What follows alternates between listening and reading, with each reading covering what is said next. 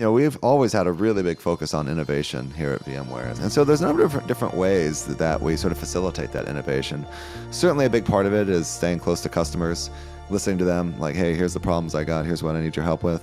But there's a lot of things that they don't ask for as well, mostly because they just don't know it's even possible to ask for some of these things, right? So we definitely spend a lot of time debating things internally. We have a great innovation offsite called Radio, R&D, Innovation Offsites. A lot of it is staying really close to the broader industry and ecosystem, seeing what else is happening, getting inspired from the work that others are doing. There's no shortage of brilliant IT innovators in the world, but most are at the mercy of the software that they're using. For that reason, an additional level of innovation is required to set the table for these developers so their companies can flourish. Enter Kit Colbert, the CTO of multi-cloud services and virtualization provider you know as VMware. During his nearly 19 years at the company, Kit has witnessed substantial changes in software technology, though Kit explains that many companies have yet to properly integrate newer applications with older ones. Kit joins us to discuss how VMware is helping make software systems more coherent and functional, and how the company and its customers are creating an ecosystem of innovation. IT Visionaries is brought to you by Salesforce Platform. If you love the thought leadership on this podcast, Salesforce has even more meaty IT thoughts to chew on. Take your company to the next level with in-depth research and trends right in your inbox. Subscribe to a newsletter tailored to your role at salesforce.com/newsletter. Welcome, everyone, to another episode of IT Visionaries. And today we have the CTO of VMware, Kit Colbert, on the show. Kit, welcome to IT Visionaries. Thanks so much for having me. Excited to be here. Listen, we're about to talk a ton about all the things you're up to, but before we do, it is time for our audience to get to know you a little better. It is time for the lightning round. The lightning round is brought to us by Salesforce Platform, the #1 cloud platform for digital transformation of every experience. Kit, this is where we ask you questions outside of the world of work so our audience can get to know you a little better. You ready? Yeah, let's do it. All right. It looks like you're a big basketball fan. We see on your Twitter that you were at the second game, Warriors victory over, now I can't even think of who they're playing. Celtics. Sorry, the Celtics. Yeah. I was hoping my presence there would offer them some better luck compared to the first game, and it did. So, how long have you been a basketball fan? Goes back many years. And I'm not like a super fan though, so I'm definitely. But I've been here in San Francisco for 20 years now, and go to the Warriors game, maybe catch a game or two a year type thing. So nothing crazy, but certainly once we get into the playoffs and the finals, then it starts ramping up in terms of intensity. Yeah, no question about it. You picked a good one. They thrashed the Celtics last night. Yep. It ended well for us. One of the things we always like to know about IT leaders is you guys have been solving problems for so much of your lives. I'm curious for yourself, what's one of the craziest, oddest, or weirdest, most unique IT problems you've had to solve? I worked on this technology called vMotion many years ago, which is kind of a core technology for VMware, and essentially moves a virtual machine between two different physical hosts. And it's there's some really deep sort of technical problems there. And I remember during development one time we had this issue that would crop up where some of the memory of the virtual machine would be corrupted as it moved over. And I spent months on this thing trying to triage it, trying to reproduce it, trying on different machines. And we never actually figured it out, but we can never reproduce the problem on any other machine besides the one that it happened. So I'm guessing it was probably some sort of hardware bug in some way. But that one, it was like pulling my hair out for months because, if you get that thing wrong and you corrupt a customer's VM's memory, it's game over there, right? So that one I was banging my head against the wall for a while.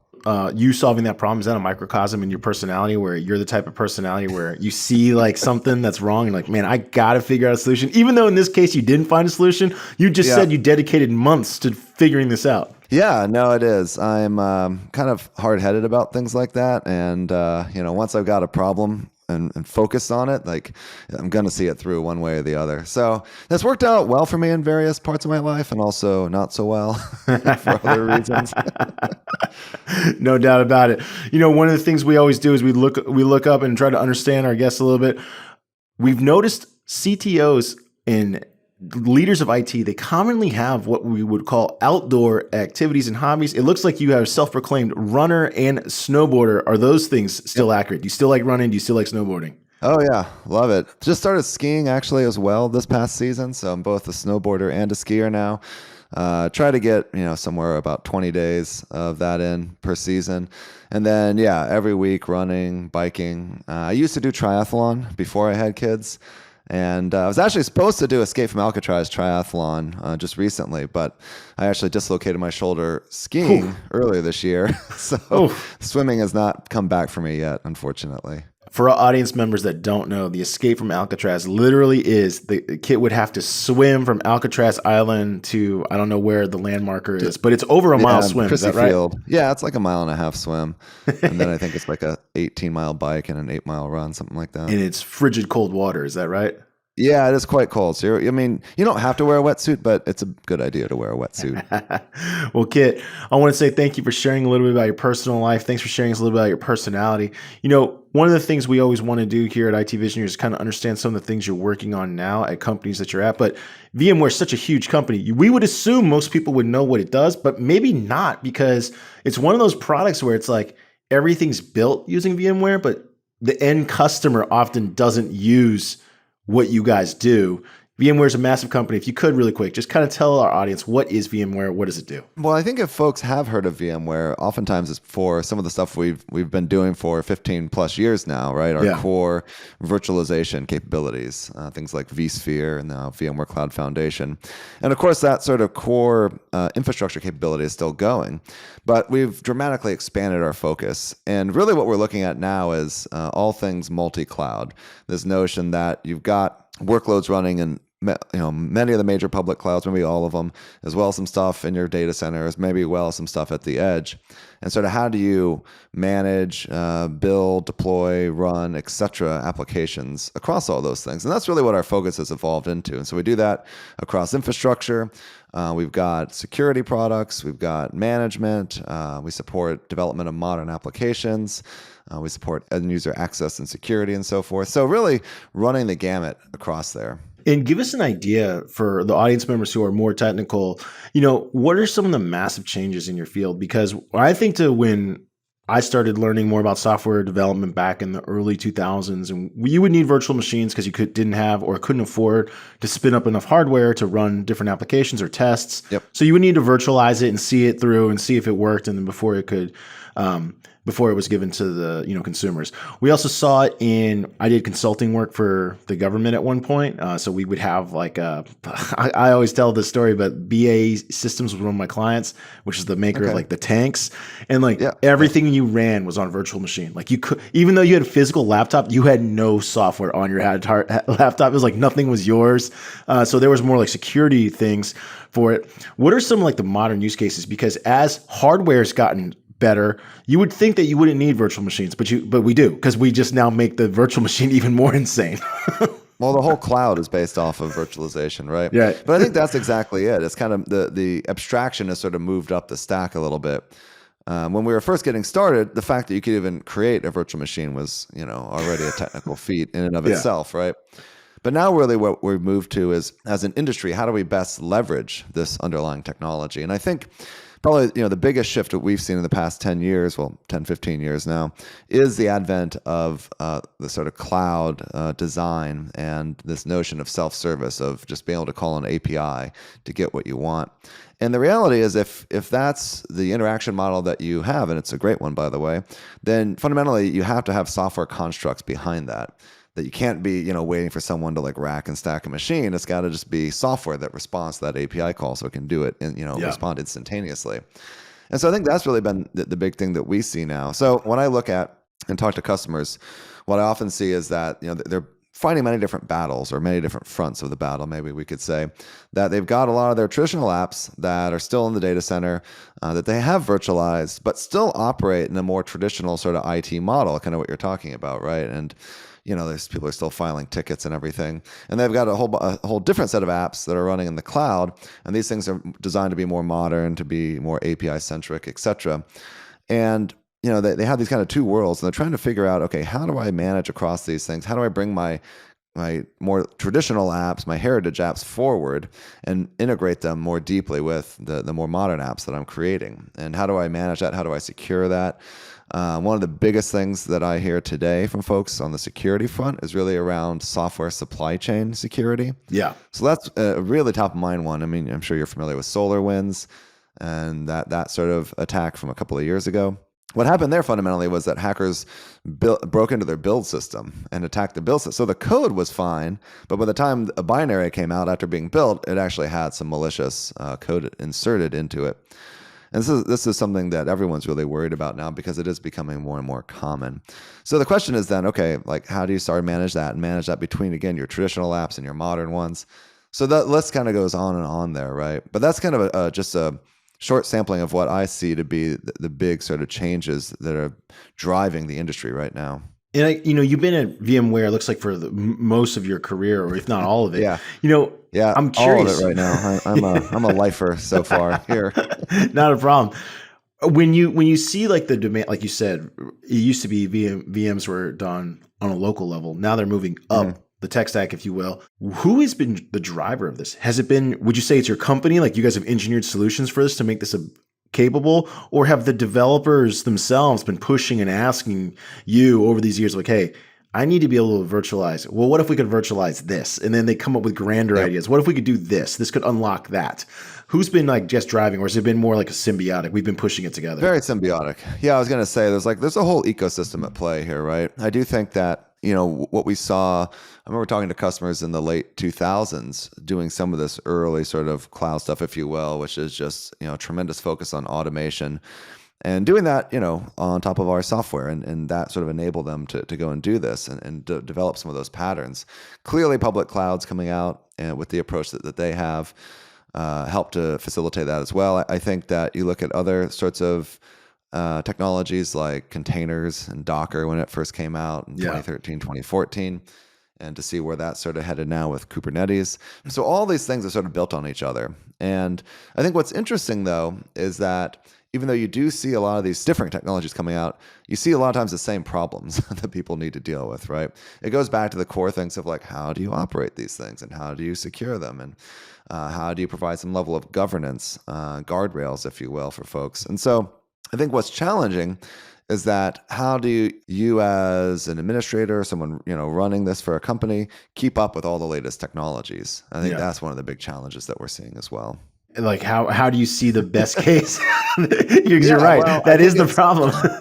What's like some best practices you see? Because you're in this interesting space because not only are you guys building and engineering products and solutions for tons of companies to leverage, but you're also seeing what they're seeing what they're making, right? You're seeing in how they're attacking it and how big companies with big, huge, innovative concepts, how are they bringing this to life? And of course, sometimes they're going to need new features of which they're going to ask you, Kit, speed dial 1, Kit, I need to be able to do this, right? And a lot of times we don't know what the limits are until we actually try to build and we feel like we're roadblocked. Mm-hmm.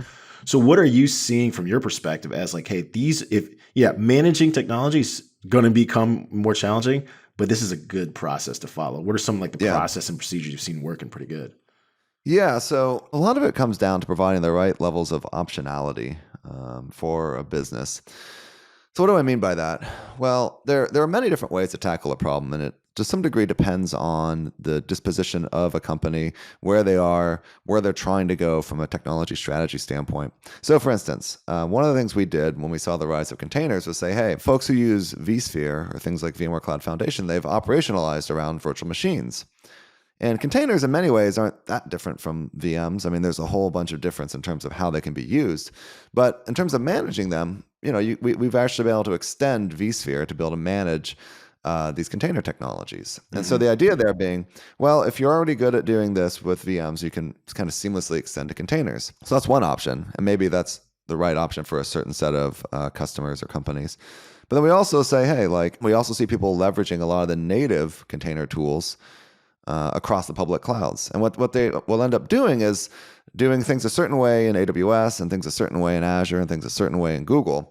And all of a sudden they've got 3 different teams using these native container tools in 3 different ways. And there's all sorts of duplication and lack of consistency and lack of things like security, secure software supply chain, some of the stuff we just talked about.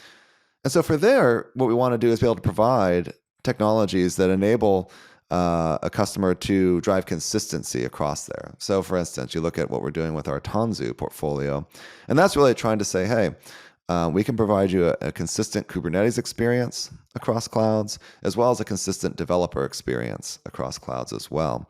allowing developers to take advantage of the good things the cloud has, but ensuring some base levels of security, process, automation, governance, etc. in the process there. When I look at our overall strategy from a company standpoint, really what we're doing is providing these different layers of consistency, or you could say layers of abstraction across public clouds. And those would be things like infrastructure consistency, things like DevSecOps consistency, things like developer experience consistency, and user experience consistency, et cetera, et cetera. The list goes on. But I think that is really where I see customers getting more optionality, because when they are able to implement those layers of consistency properly, then another cloud comes along, or you have a new sort of edge location, everything happening in the telco space with 5G, like they'll be able to more seamlessly extend that architecture to those new environments. And I think that's really, getting back to the point, it's like it is an architectural type of approach, that you want to have an architecture that gives you that flexibility and optionality to more seamlessly consume new technologies as they come out.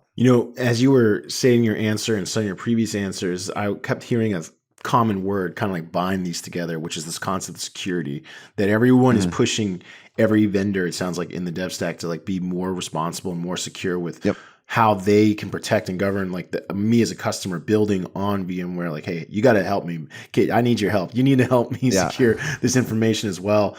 We saw, and interestingly, because we talked to so many CIO, CTOs on the show.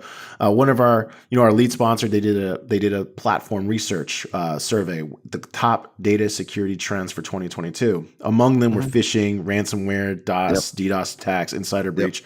But interestingly, many of the people, including we mentioned earlier, some people from like the chip makers, from hardware makers, they're all talking about setting up virtual machines as a way to help with this. Because one of our guests in the past said, like, hey, the likelihood someone sends or gets, let's say, like malware through an inbox there's probably some level of certainty like that can happen. Yeah.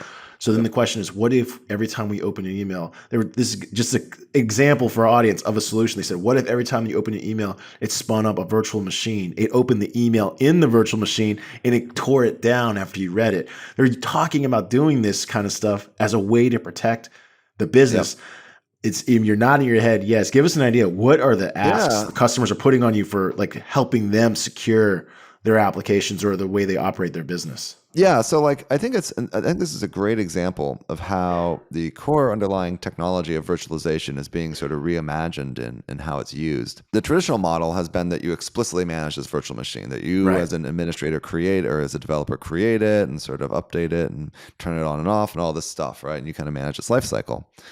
But I definitely see the modern version of virtualization being, it's there, but it's there in the background and you don't really know it's there. Like, so for instance, there's a number of different efforts with containers to kind of meld together the concepts of containers and virtualization. So Intel did this early with something called Clear Containers. Amazon's doing it with Firecracker. We've got our own version. But essentially the idea is every time you start a container, it can transparently start a virtual machine in the background to run that container inside of, to provide greater levels of isolation and security. And to your same point, you can imagine, with Chrome, each browser tab is actually a separate process. And that's one of the things they did to sort of help with performance and other issues. But you can imagine that separate process, being stored inside a dynamically created virtual machine, which is spun up on the fly. And so you as a user never need to know it's there. So there's definitely some of these things that I think are super interesting. But you can even go further than that, right? And look at virtualization of all things, right? We virtualize storage and networking, and even taking it to broader concepts like, for instance, zero trust, the sort of virtualization of the wide area network there, and thinking about instead of having this traditional model where your data center is kind of like a walled garden, everything inside is highly trusted, and everything outside is untrusted, so you build a big moat around it. The idea with zero trust is that you're now kind of everything separated. Data is kind of everywhere all over the internet on random user devices. You got SaaS apps, you got things in your data center. So there's no sort of circle you can draw around that and say, here's all my good stuff and here's everything else that's bad and scary and potentially dangerous. Instead, what you have to do, shrink that circle of trust, but have many of them around each device, around your data center, or sub parts of your data center, around different parts of the cloud. and then connect them with intelligent networking and so forth. That's another type of like virtualization as well. So I do think, we're seeing stuff that we're driving.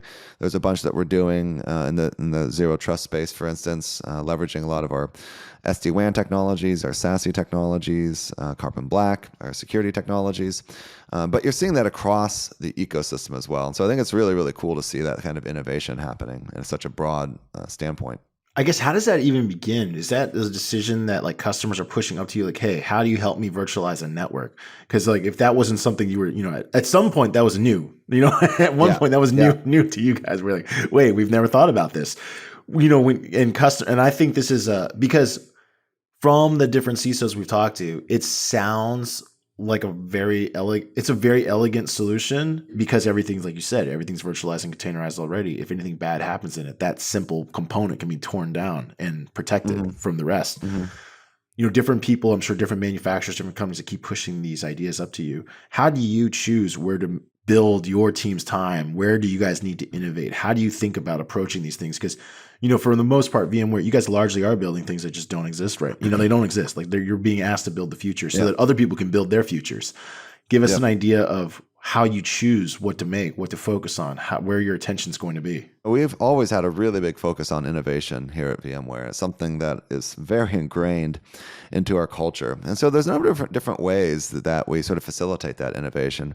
Certainly a big part of it is staying close to customers, listening to them, like, hey, here's the problems I got, here's what I need your help with. But there's a lot of things that they don't ask for as well, mostly because they just don't know it's even possible to ask for some of these things, right? So we definitely spend a lot of time debating things internally. We have a great innovation offsite we have called Radio, R&D Innovation Offsite. So it's kind of like the premier innovation event internally, kind of the highlight of the year for many of our engineers, where we get together and share a whole bunch of ideas there.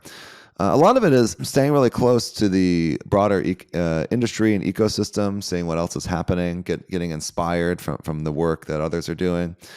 Like for instance, a lot of the secure software supply chain stuff, what we can do is as we start to enable, this notion of virtualization or containerization, this ability to recreate or reinstantiate applications on the fly just from a set of API calls. You have a fully automated CI/CD build pipeline. You can reinstantiate these things. And so this notion of sort of repaving or reinstantiating things on a very frequent basis, maybe once a day, maybe once a week. And then you can start doing some really interesting things where if you start noticing like behavioral abnormalities, you can start doing automatic repaves based on that. Or if you even notice that you have to do more repays because of these abnormalities, that in itself is a kind of a meta level abnormality.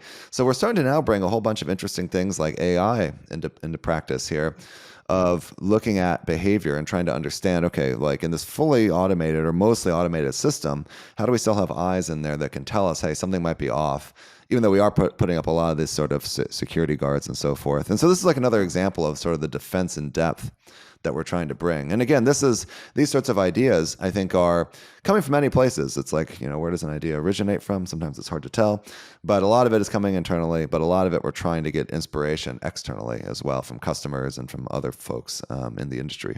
What about different things that or different new techniques, or whether it's innovations in segments, like you mentioned AI earlier?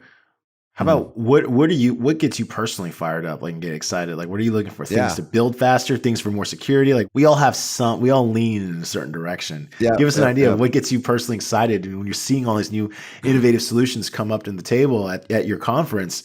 Certainly there's got to be things that just fire you up. Oh yeah, for sure. So let me share a couple. I mean, just as a background, right? So I've been in the CTO role now for about 9 months, give or take 9-10 months now. I mean, I've been here at the company, for like 19 years. So as we said, a lifer, but fairly, still fairly new in the corporate CTO role. And one of the cool things about it is just that I'm exposed to so much across VMware of what we're doing, and just the breadth of our activities is pretty astounding in a really, really cool way. And so I'm one of these people that just loves to learn and loves to, be exposed to new things. And that's absolutely happened over the past few months, or many months now. So a couple of things have been particularly exciting. So first is what we're doing in enterprise blockchain. Now, when I first heard about this, I'm like, blockchain? Like, why are we doing cryptocurrency stuff? Like, that makes no sense. Like, we don't do that as a company. But then what I learned was that actually what blockchain is, it's a really useful and interesting technology separate from cryptocurrencies, because what it does is allows multiple parties to come together to essentially jointly operate a shared database that's writable to anybody. And as you can imagine, there's a bunch of security and privacy, et cetera, issues there. And so we built this like really cool implementation we call the VMware Enterprise Blockchain solution.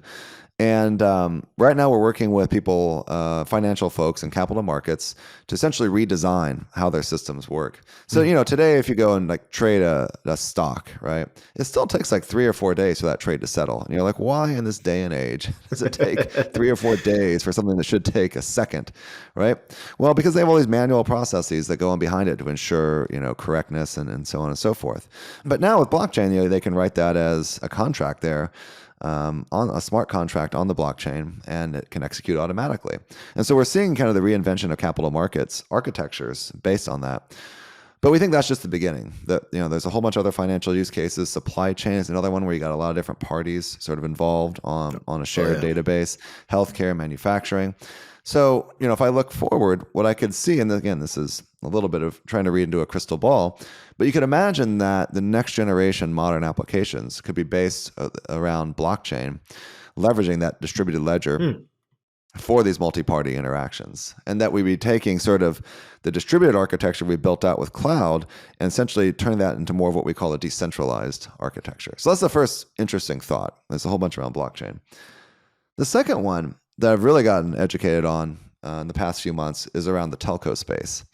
Now, the telco space, it's a very specific industry, and a ton of folks have a lot of deep domain knowledge. But a lot of us who started out on the data center and cloud side don't really understand it, right? And so I'm definitely one of these people.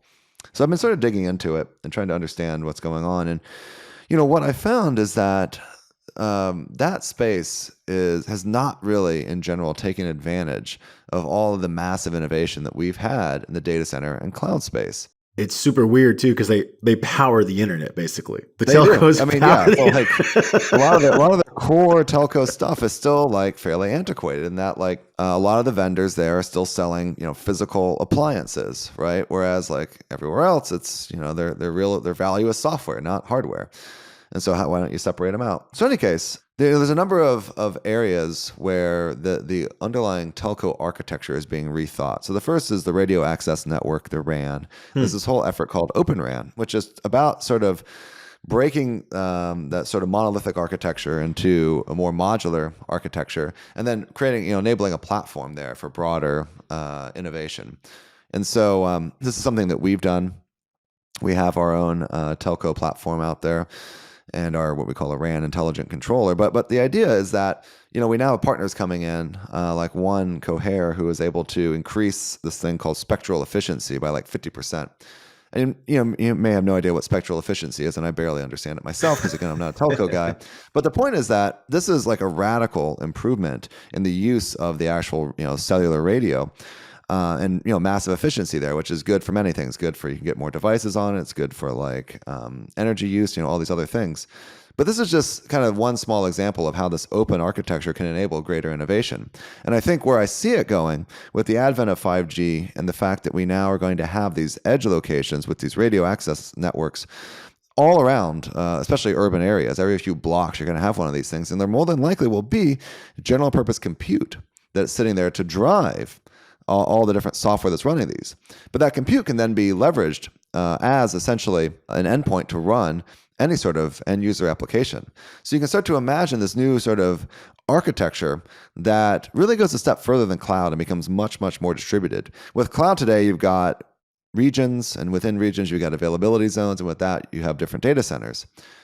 And usually you can specify down to the AZ, here's where I want my app to run. But in this new model, what you're going to say is like, hey, I've got a thing that's out there, let's say a video camera, and I've got an app that I want to do some ML processing on that video stream.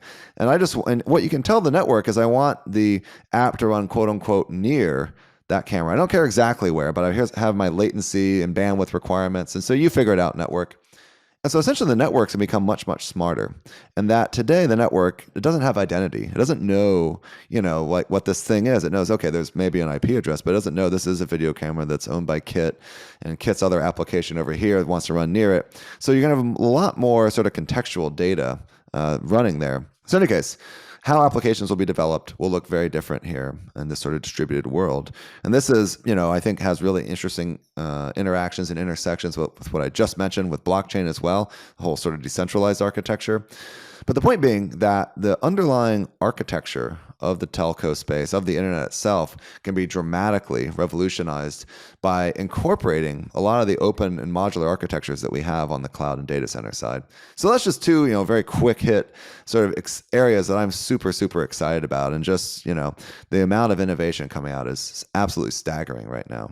Well, listen, on your first point, I 100% know exactly what that feels like because I recently attempted to purchase a house and I said, okay, well, they said you have to show that you have enough money for the deposit.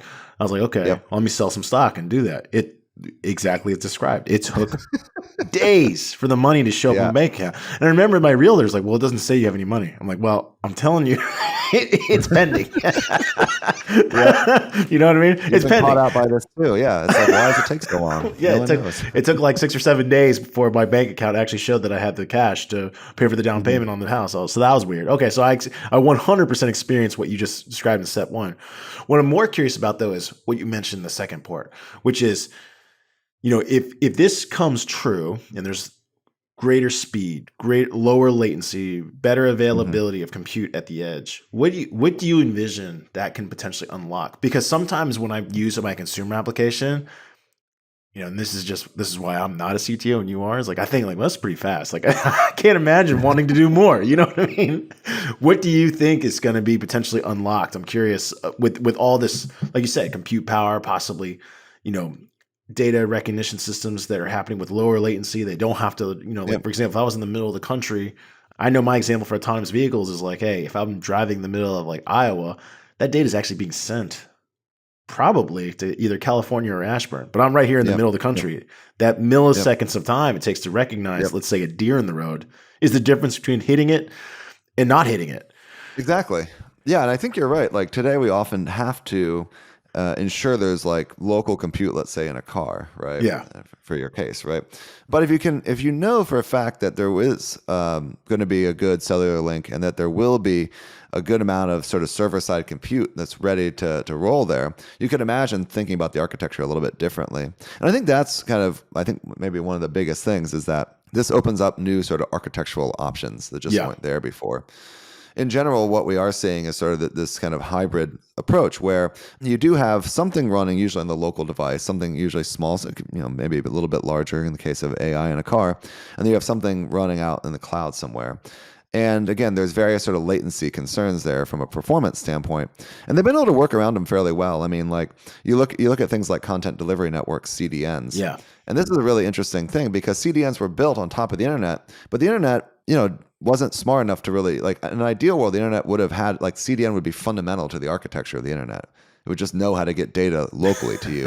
And I think what we're talking about here is where the internet will be designed like that. It will just sort of, again, it has identity, it has location awareness, it can get the data to the right places as well as the actual application instances to the right places. And so it actually then takes the burden off of application designers in some way because the infrastructure can sort of just handle it. So yeah, I think it's tough to say what the exact applications of that will be yet, but it seems like to me a fundamental enough architecture shift that will unleash a whole wave of innovation around it.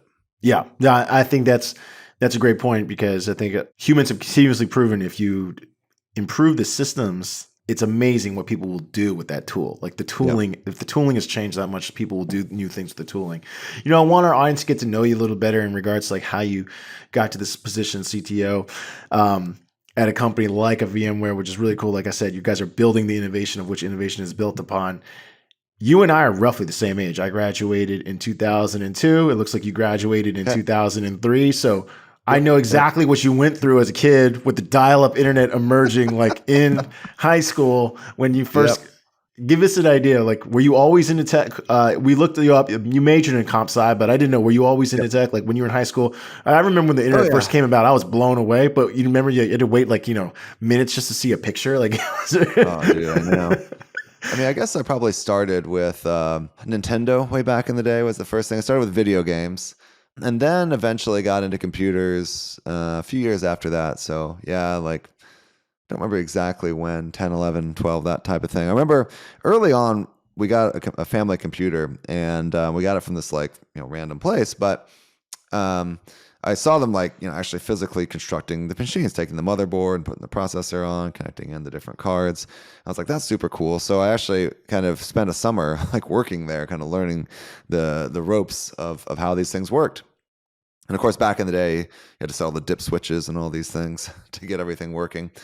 And so that kind of gave me some of the foundations of it. And I remember I started doing some coding, like in BASIC and early C type stuff. And so I was really just into it. I loved the fact that you could create on it. You could make these programs to do things. The early internet, I was on AOL, and then eventually got onto the proper internet. I was on IRC, trading MP3s back in the day, and creating bots, IRC bots and stuff. It was fun. But it wasn't until I got to college, and one of the things. So I went to Brown. One of the things I love about their computer science program is just like you're just doing a ton of coding, and you implement all this stuff. And probably the most formative class for me was I took the more advanced operating systems class, where you actually write at least the core part of an operating system kernel. And so there's some things like writing this what's called the switch function. So switch is essentially when you're switching between two different threads or two different processes. And essentially, the whole world as it exists on a computer, all the state has to be transferred out so that when the new process gets scheduled, it can have all this memory and registers and all that. And that was just sort of mind-blowing implementing that, because it gave me such a clear insight into how this thing worked. And it was kind of funny because when you are a normal programmer, you don't think much about how threads or processes are actually implemented. Like these things exist, and they're like great concepts to simplify your work as a developer. And so then going in there and actually implementing it and seeing behind the curtain, so to speak, that was absolutely eye-opening for me. And it's one of those things that was just such as I said, a formative moment, and really set me on this path. My early days at VMware were very focused on these sort of low-level systems implementations and doing that sort of low-level work to create the abstractions that others can take advantage of. And I think that's really been with me, and that's kind of what, if I were to summarize VMware, that's what VMware does, right? Yeah. So we solve these really hard low-level problems and create abstractions that users can take advantage of, so they're not exposed to all that complexity.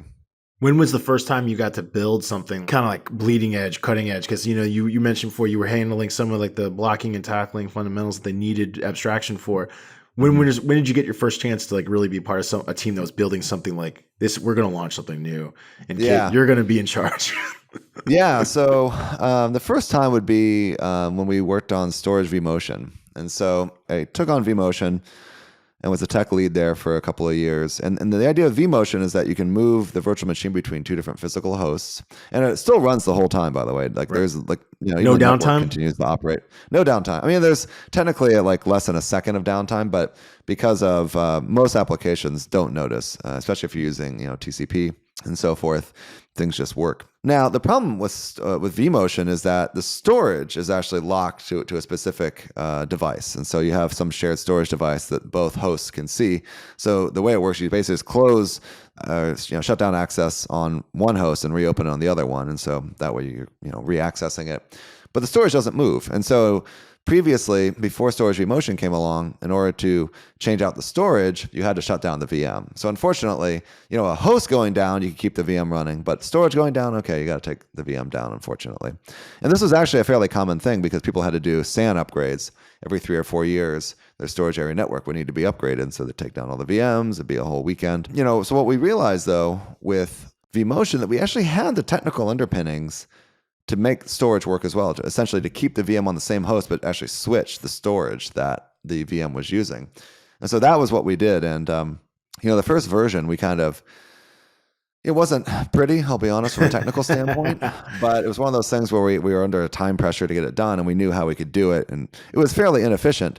And, it basically made a whole copy of the VM's memory on the same host. So temporarily, it took up twice as much memory as it should have, and it was much slower than it should be, all these other things. So we had all these caveats when the technology was released, but man, the uptake of that was wild. I mean, just absolutely wild. And I remember we have our conference called VMworld. I remember at a VMworld after it was released, I was talking to some guy who was using it, and this guy was raving about it, and he was like, yeah, I'm moving, multiple terabytes a day with this thing, blah, blah, blah. And I was like sitting there kind of, awestruck. And I was like, as the guy that like built this thing, I would not recommend what you're doing. You're pushing it too hard. And he was like, no, dude, it works great. Great job, And so I think it was one of those things where it took, and it took me a while to realize why it was so impactful. But looking back, what used to be sort of a multi-month, multi-person, usually multi-million-dollar planning exercise to do a SAN migration, we turned into a drag and drop. And that's the sort of power of those abstractions, getting back to that previous point. And again, it wasn't obvious to me that, I got when we were working on it, because, we had talked to customers beforehand, and they were obviously very excited about the idea of it. But it didn't really hit me as fundamentally about why it was such a good thing. And I think that's one of the surprising things about innovation is that oftentimes the real value of it is not clear until afterwards. Going back to the telco example, when you have a platform and you create something that people can take and leverage, oftentimes you only have a glimpse of what can possibly be done with it. And it really takes the community, the ecosystem coming in to fill that gap, to continue with this sort of innovative thinking.